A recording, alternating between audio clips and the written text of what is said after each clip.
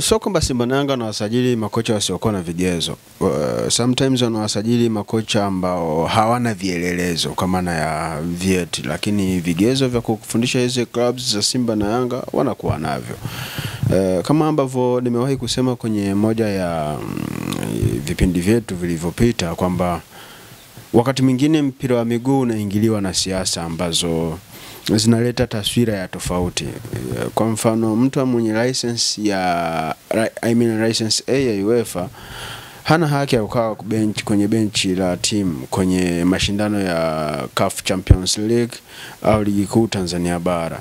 Lakini akiwa Europe ana qualify kukaa kwenye benchi la timu hata hizo zinazoshiriki kwenye mataifa makubwa England, France, Spain, anakuwa na qualify kwa sababu tayari wao as UEFA wanaitambua ile license. Kwa hiyo kitendo cha mtu kuwa licensed Europe lakini anakuwa prohibited kukaa kwenye benchi la clubs kwenye mashindano ya Afrika kwa maana ya club competitions au ligi kuu kwenye moja ya nchi za bara la Afrika, maana yake ndo zile siasa ambazo always mimi huwa nazisema. So Simba na Yanga si huwa hawasajili makocha wenye vigezo, wanasajili makocha wasiokuwa na vielelezo vinavyoweza kuwathibitisha wao kwamba wanafuzu au wanahalalishwa kukaa kwenye mabenchi ya ufundi.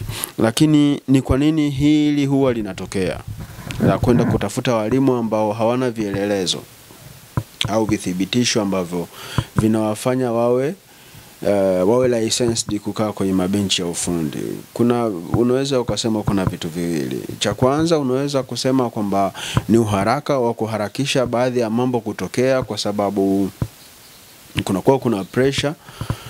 Lakini cha pili kuna ile ushikaji. Sometimes inawezekana mtu ambaye anafanya recruitment ya huyu mwalimu ana mahusiano mazuri na agency inayomiliki huyu mwalimu. So kwa sababu ana mahusiano mazuri na hii agency inayomiliki huyu mwalimu, kwa hiyo anaweza akamrecruit kwa kigezo kwamba atakuja Tanzania, atasoma fresher courses na ataqualify kwa na vigezo na tutaendelea kumtumia kama kawaida. Kwa hiyo huwa kuna vitu kama hivyo. Lakini kingine ni ile affordability. Unajua mwalimu akiwa kuna vitu vimepungua kwake, hata kwenye kumapproach unaweza kumwambia tunakuchukua uje kuwa mwalimu kwenye timu yetu.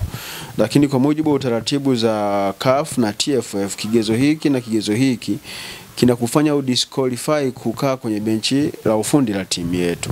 So hata thamani yako haipaswi kuwa hii ambayo wewe unaidemand. Inapaswa kuwa hapa kwa sababu kuna room ya wewe kuendelea kusoma, na inawezekana kama club tukawaja kufidia hizi cost ambazo zinaweza kuwa zinajitokeza kwenye masomo yako. Kwa hiyo inakuja kuwa ni replacement ya kile ambacho kingeweza kwenda pale kwenye mshahara wake. Na kama mwalimu kama binadamu ameshaonyeshwa hayo mazingira, anaingiliwa na ile inferiority complex, kitu ambacho kinaweza kikamfanya accept ile deal kwa sababu ameshaelekezwa kwamba kuna vigezo hapa havitoshi, na yeye akajiona kwa sababu hivi vigezo havitoshi lakini hichi kiwango cha pesa nilichowekewa ni kiwango ambacho naweza nika afford maisha yangu, ana accept hiyo deal. Then haya matatizo mengine kulingana na uoya uliopo kwenye taasisi zetu, na mashabiki wanafurahi kusikia vitu ambavyo vinavyowafurahisha, hawapendi kusikia vile vitu ambavyo vinawaelimisha. Na viongozi wameshajua minds za mashabiki wao, wana capitalize kwenye ule ushabiki wao, wanafanya vitu kienyeji, wanafanya vitu unprofessional, maisha yanaendelea. So kwangu mimi, kama kuna mtu wa kumlaumu kwa nini viongozi wa hizi clubs za Simba na Yanga wanafanya vitu in amateur way, ni kwa sababu mashabiki wametoa hiyo loophole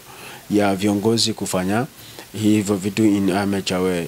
Unadhani ni kwa sababu gani wanakuwa wanafanya repeatedly? Yani leo wanafanya, kesho wanafanya, kesho kutwa wanafanya. Ni kwa sababu mashabiki wa hizi timu za Simba na Yanga wanachukuliwa na viajenda vidogo vidogo, wanachukuliwa na viajenda vyepesi ambavyo wanakuwa hawana hata muda wa kuhoji kwa nini hiki kimefanyika hivi. Hawaangalii ni hasara gani ambazo zinaweza kuwa zinaingia kwenye klabu yao.